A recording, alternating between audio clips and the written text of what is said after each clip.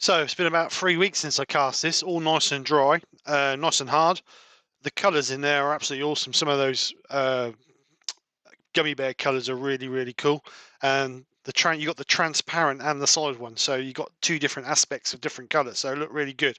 Obviously, every single colour was out of the pigment except for the gold. I made some gold ones separate, but I'm not quite sure what shape I'm going to turn this out of, or turn this into, should I say? My heart tells me an egg, but I always do eggs. But I was thinking something more like a pear drop shape, something a little bit different. So I may be going that way. But before we do that, let's get it on the lathe, get it between centers, and we'll get a tenon turned on this end so we can get it in the chuck, and then we'll decide what shape we want it. So I'll meet you guys over at the lathe. So I got in a lathe. So first thing I'm going to do is put a tenon on the end here. The reason we're doing that is so then we can put it into our chuck. So first things first, making sure we have our safety glasses, most important thing. Camera respirator, but because I'm talking to you guys, I'm going to be wearing safety glasses. So first things first, let's get a tenon on the end there, so we can get in the chuck.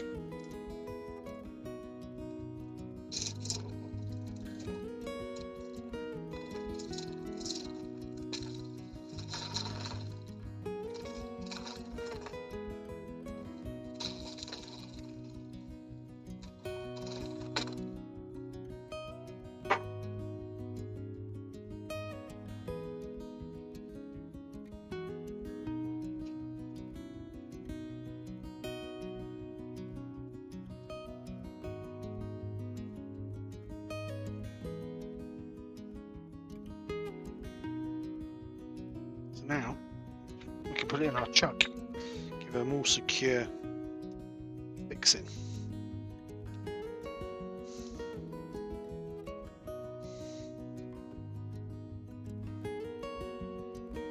Before we do it too tight, we'll bring our tail stock back up just to give a bit of security. Make sure we got it back where it was. And as soon as we get the rough shape to it, we'll take the tail stock away, and then we can I think before we get too excited, we're actually going to check, make sure the tail stock and the headstock are lined up.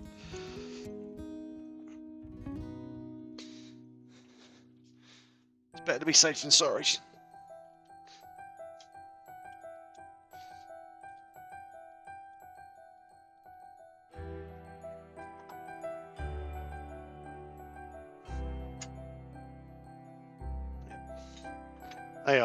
They're lined up.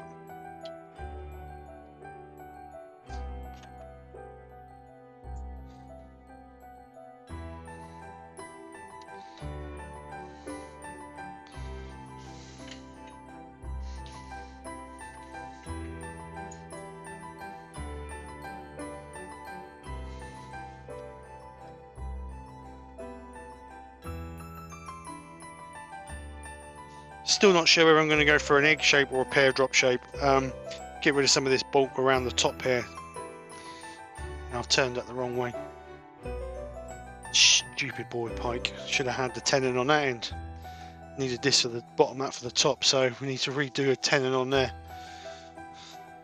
Silly boy.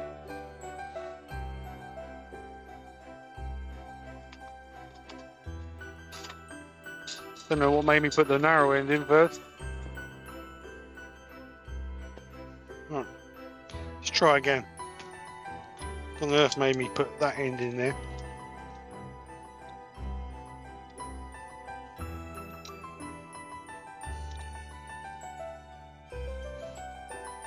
So we'll put that in there.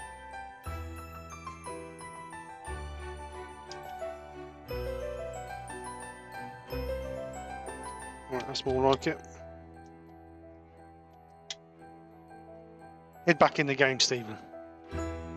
Right, so now we've got it the right way around. Let's get this shaped for our head of our egg, teardrop, whatever we're going to do. I'm going to be using traditional tools on this. So we'll start off with the 3/8 bowl gouge. So just enough to get rid of the off shape to start with, then we can start shaping it.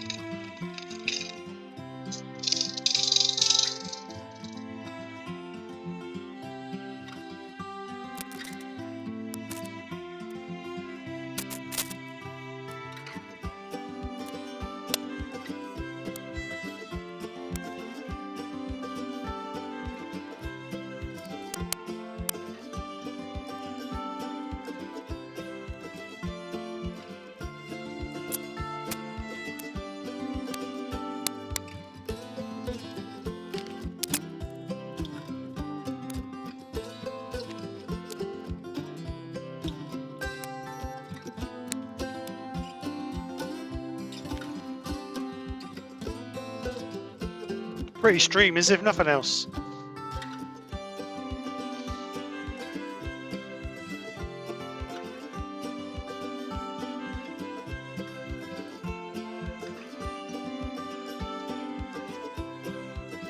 So what I'm trying to do is I'm trying to get a rough shape of what I want, and then we can finish it off with a scraper or just to get the smoothness. So I just need to bring this around a little bit more here. Down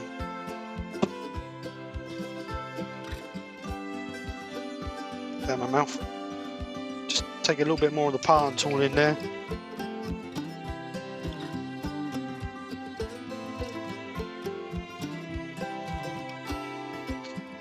So I want a foot on the bottom of that, but I don't want nothing too big.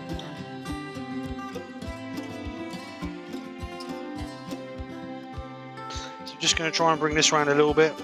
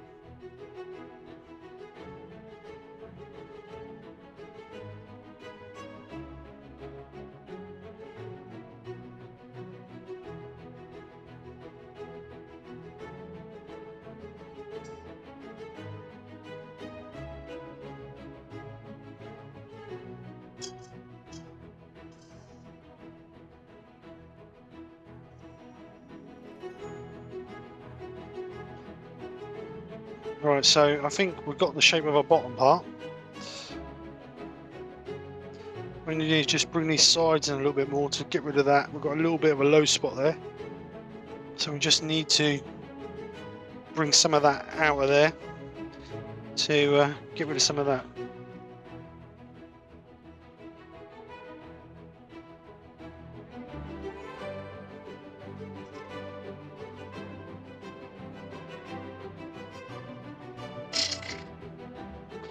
And bring the bowl gouge back in for that.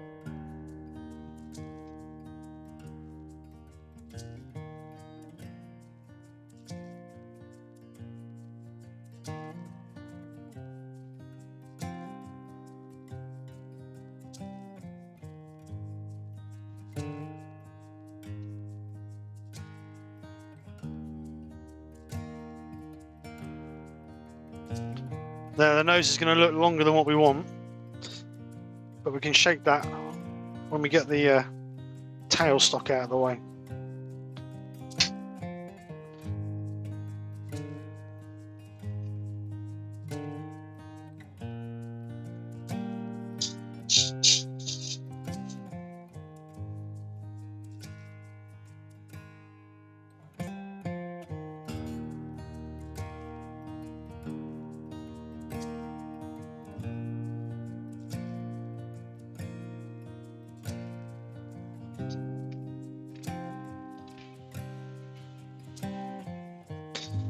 So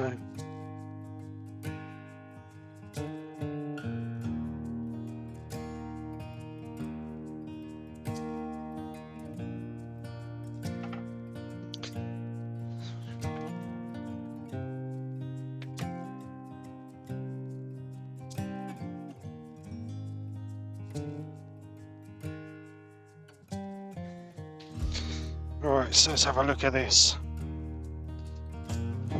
It's one of those jobs you have to keep stop starting. So what I think I'm going to do is I'm going to take the tailstock away now. We're going to get this end shaped.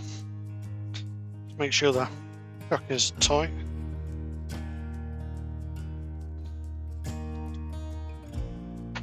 Get this end shaped, and then we can start to get our final shape that we want.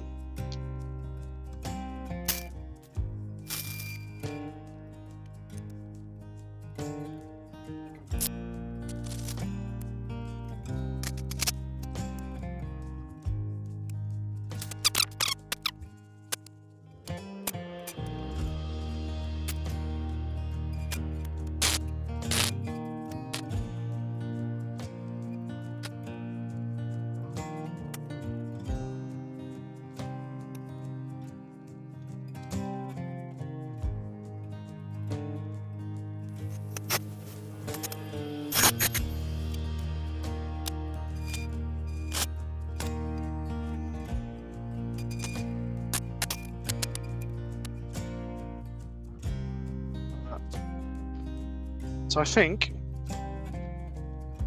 that is the shape we want. Just get that rounded a little bit more on the nose.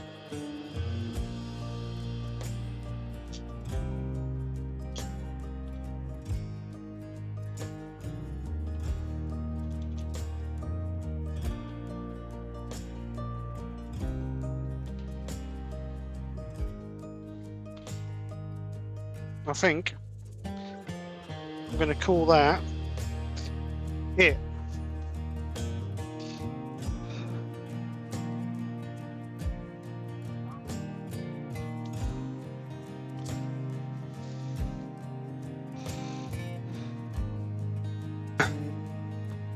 Right, so we've got the shape we wanted. Got a few little chatter marks in there, but that'll sand out. So next stage is to sand it up to a high polish. But first things first, let's get all this mess cleared up. It's a bit of a mess. So with the magic of camera, that's better, nice and tidy. Right, let's get this sanded up. Starting from 120 grit, going to sand it up to 240, and then we're going to get the Yorkshire grit on it. So let's get it sanded.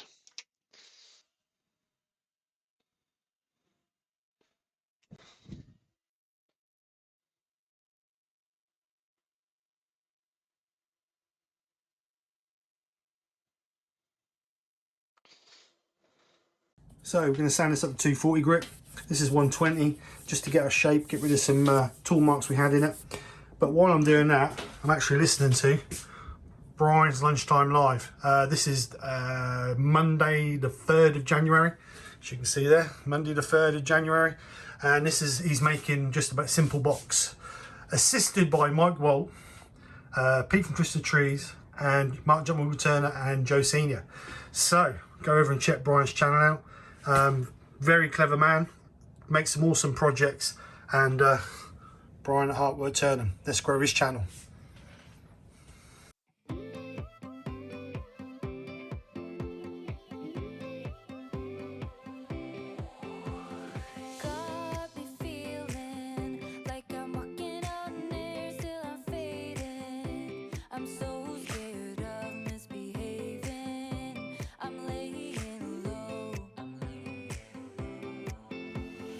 Got me drowning, feel like running away, but I'm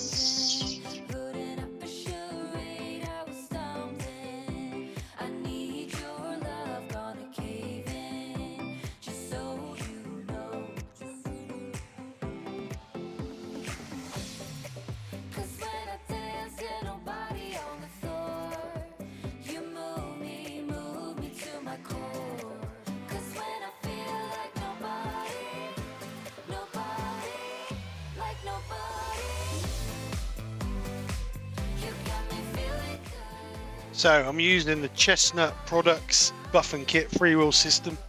First one will be a cutter, then we've got a fine cutting, which is the brown is the first, which is the cutter base.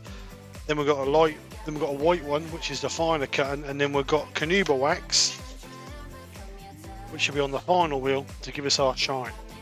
So, safety glasses on, and let's get this bad boy polished up.